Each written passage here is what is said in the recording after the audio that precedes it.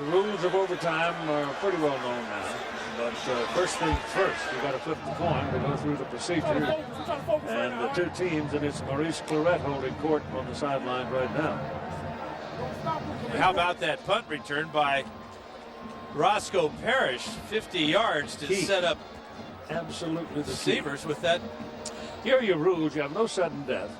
Each team gets an equal possession, the offense beginning on the opposition's 25-yard line, and the process is repeated until the tie is broken. They start in the third overtime. You must go for 2 points if you're still tied and have to go to a third overtime. And it's almost universal that the team winning the toss will elect to play defense first.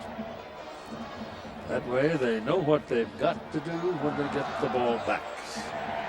Here come your captains now, assembling to come to the center of the field. Ohio State looks like they're going to send out 3. And looks like Ken Dorsey, after cheering on a handful of nails, is going to come out and do it by himself.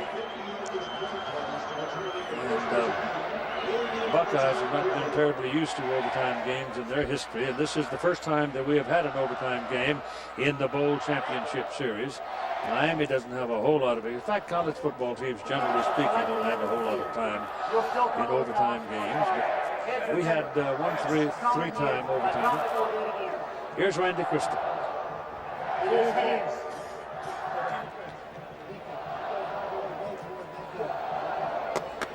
All right. Ohio State won the toss and elected to go on defense. Miami selected going to this end. So the Hurricanes are going to be traveling from left to right.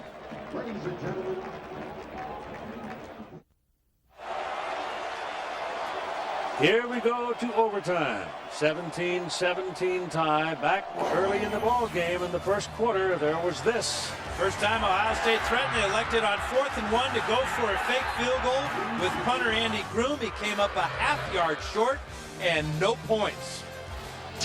You kind of figured this might be different because this is the first time ever 2 universities have had lady presidents, Dr. Donna E. Shalala from Miami and Dr. Karen A. Holbrook of Ohio State. Their teams are having at it. And this is Jarrett Payton coming to the right side and stopped again. Will Smith is on the play. Payton obviously in the game, replacing Willis McGahee, who went out with a knee injury in that 4th quarter. Payton is a solid back, and of course his dad, NFL legend Hall of Famer Walter Payton, classmate of mine in the 1993 Hall of Fame class. And Jarrett introduced him as the first son. You get 4 snaps of the ball, just like a regular game. You can make a first down, and here's Dorsey throwing complete to Andre Johnson, who has been very quiet in this ball game tonight. He makes that catch down around the 15-yard line. He's been double teamed a lot of the evening, Keith. That is why Winslow has been open over the middle. But Johnson, a threat, whether he has 3 receptions at this point or 30, especially in the red zone. He's got 4 for 54 yards now. 3rd down and 1 for the first down. They run it, and Payton is knocked out of bounds at the 8-yard line, and that's the first down for Miami.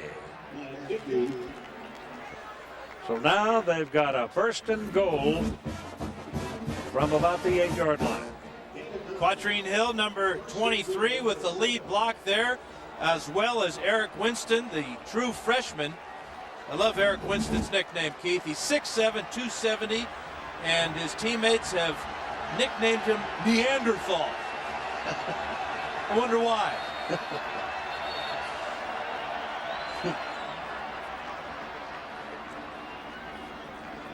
Ohio State calls time.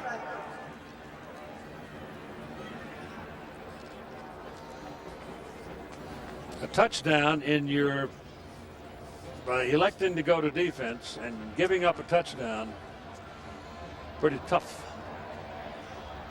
Field goal, I might live with that. Now, I think Ohio State realizes that Miami's putting together a pretty good couple of plays here. a lot of options for Miami to go to, especially first down now inside the 10-yard line.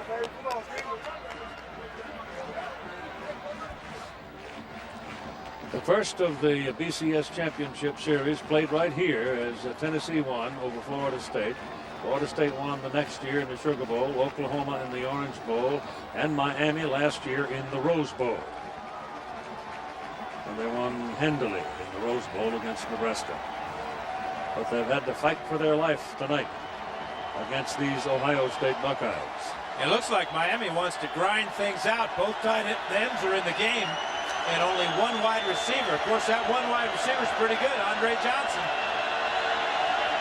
And he's isolated on Fox up here. And they give it to Payton. And he fights his way down to inside the 7 maybe before Matt Wilhelm wraps his big old arms around him.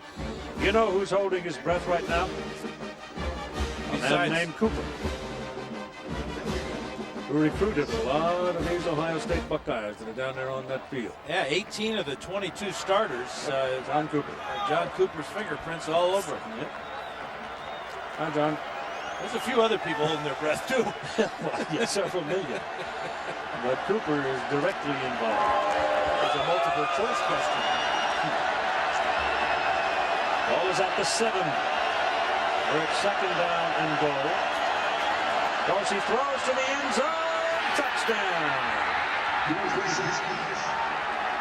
Kellen Winslow making the catch. There's a penalty flag, I thought, thrown by the back judge at the back of the end zone, but he's talking to the referee now. If anything, it would probably be holding. Pass interference against Ohio State. The Winslow catch is good. Yeah, he picked it right off the top of Will Allen's helmet, too. Great athletic move. The Buckeyes came with pressure. Dorsey hung tough in the pocket, and Winslow with a remarkable catch. Severs for the point. And he makes it. Again, if you bring pressure on Ken Dorsey, you better get to him, because he's tall enough to see over the top. He's experienced enough to know where he wants